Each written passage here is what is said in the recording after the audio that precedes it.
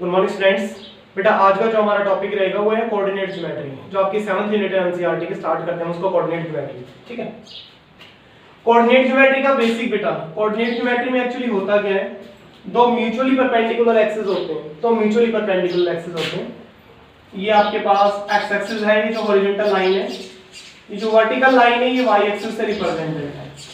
Horizontal line जो है वो एक्स एक्सिस से रिप्रेजेंट है, वर्टिकल जो लाइन है बेटा वो वाई एक्सिस से रिप्रेजेंट है। ठीक है, ये दोनों म्यूचुअली परपेंडिकुलर होते हैं। ये दोनों जो लाइनें हैं, ये हॉरिजॉन्टल लाइन है, ये वर्टिकल लाइन है, ये इस पूरे सरफेस को बेटा चार क्वाड्रेंट्स में डिवाइड करते हैं। ये फर्स्ट क्वाड्रेंट, ये सेकंड क्वाड्रेंट, ये थर्ड क्वाड्रेंट और ये फोर्थ क्वाड्रेंट। ठीक है, कोई भी पॉइंट P है उसके कोऑर्डिनेट आप रिप्रेजेंट करते हो 2 और 3। तो बेटा किसी भी पॉइंट के कोऑर्डिनेट लिखे जाते हैं x और y की फॉर्म में। फर्स्ट x की वैल्यू होती है, सेकंड y की वैल्यू होती है। पहली जो वैल्यू होती है वो x की वैल्यू होती है, दूसरी जो वैल्यू होती है वो y की वैल्यू होती है। बेटा x की जो वैल्यू होती है उसको हम एब्सिसा बोलते हैं, y की जो वैल्यू होती है उसको ऑर्डिनेट बोलते हैं। x की वैल्यू को एब्सिसा बोलते हैं, y की वैल्यू को ऑर्डिनेट बोलते हैं। ठीक है, फर्स्ट क्वाड्रेंट में दोनों पॉजिटिव होते हैं, सेकंड क्वाड्रेंट में x negative y positive, third में दोनों नेगेटिव होते हैं। यहाँ पे बेटा x पॉजिटिव और y नेगेटिव। बेटा x या y दोनों में से एक वैल्यू अगर 0 है, either x is equals to 0 और y इज इक्वल्स टू 0, दोनों में से एक वैल्यू अगर 0 है तो वो पॉइंट बेटा किसी क्वाड्रेंट में ना लाई करके कहां लाई करेगा, एक्सिस पे लाई करेगा। और रिवर्स कंडीशन होती है अगर x की वैल्यू 0 है, फॉर एग्जांपल पॉइंट A है, कोऑर्डिनेट है 0 और 3, पॉइंट B है, कोऑर्डिनेट है -2 और कोऑर्डिनेट है 0 और 5, पॉइंट C है जिसके कोऑर्डिनेट अभी हमारे पास 0 और -2। A B C तीनों ऐसे पॉइंट है जिसमें x की वैल्यू 0 है। और बेटा जहां पे x की वैल्यू 0 होती है ना तो वो पॉइंट कहां लाई करता है, y एक्सिस पे, और जहां पे y की वैल्यू 0 होती है तो वो पॉइंट कहां लाई करता है, x एक्सिस पे। रिवर्स कंडीशन होती है when x is equals to 0 the point lies on the y axis and when y is equals to 0 the point lies on x axis। और x और y दोनों ही अगर 0 होते हैं तो वो पॉइंट लाई करता है बेटा ओरिजिन पे। x और y दोनों कोऑर्डिनेट अगर क्या होते हैं 0 होते हैं तो वो पॉइंट कहां लाई करता है, ओरिजिन पे। ठीक है, ये तो ये हो गया कि कोई भी पॉइंट है वो कहां लाई करेगा। नेक्स्ट यहाँ पे क्वेश्चन पूछे जाते हैं परपेंडिकुलर डिस्टेंस के, उसमें भी रिवर्स कंडीशन होती है। बेटा आपको पॉइंट दे दिया, पॉइंट P है ये, इसके कोऑर्डिनेट है 2 और 3, आपसे पूछा जाता है what is the perpendicular distance of the point P from the x axis. Point P की x एक्सिस से परपेंडिकुलर डिस्टेंस क्या है। रिवर्स कंडीशन क्या होती है बेटा, इस पॉइंट P की x एक्सिस से अगर परपेंडिकुलर डिस्टेंस पूछी जाएगी तो आप y कोऑर्डिनेट बताएंगे, और y एक्सिस से अगर परपेंडिकुलर डिस्टेंस पूछी जाएगी तो x कोऑर्डिनेट बताएंगे।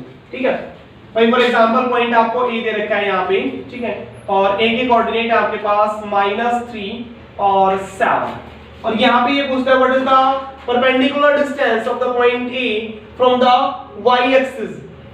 बेटा y एक्सिस से परपेंडिकुलर डिस्टेंस पूछ रहा है, तो y एक्सिस से अगर परपेंडिकुलर डिस्टेंस पूछ रहा है तो आप क्या बताएंगे, x कोऑर्डिनेट। लेकिन x कोऑर्डिनेट यहाँ पे नेगेटिव है, और बेटा डिस्टेंस कभी भी नेगेटिव नहीं होती है, तो आप यहाँ पे आंसर क्या देंगे बेटा, +3। ठीक है भाई, x एक्सिस से अगर परपेंडिकुलर डिस्टेंस पूछी जाएगी तो y कोऑर्डिनेट, y एक्सिस से परपेंडिकुलर डिस्टेंस पूछी जाएगी तो x कोऑर्डिनेट। बेटा यहाँ पे सबसे पहले क्वेश्चन आता है based on the distance formula. इस 2 डायमेंशन सिस्टम में point x x dash y y dash, ये आपको पॉइंट A दे दिया जिसके कोऑर्डिनेट है 2 और 3, ये आपको पॉइंट B दे दिया बेटा जिसके कोऑर्डिनेट है 5 और 7, और ये पूछा जाता है what is the distance between A B। आपको दो पॉइंट्स के कोऑर्डिनेट दे दिए और A और B के बीच में आपसे डिस्टेंस पूछते हैं, तो यहाँ पे आप AB कैसे फाइंड आउट करेंगे। तो बेटा यहाँ पे डिस्टेंस फार्मूला अप्लाई होता है, AB डिस्टेंस फार्मूला। किन्हीं भी दो पॉइंट्स के बीच में अगर आप डिस्टेंस फाइंड आउट करते हैं तो कैसे फाइंड आउट करेंगे, डिस्टेंस फार्मूला AB।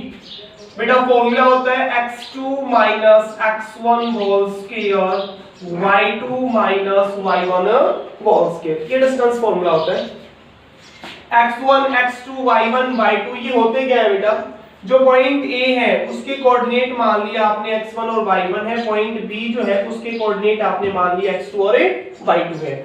अगर दोनों के बीच में डिस्टेंस आपने फाइंड आउट करनी है तो आप ये फॉर्मूला अप्लाई करेंगे। सिंपली आप कह सकते हैं इसको, x कोऑर्डिनेट में से x कोऑर्डिनेट माइनस कर देंगे उसका स्क्वायर, और y कोऑर्डिनेट में से y कोऑर्डिनेट माइनस कर देंगे उसका स्क्वायर।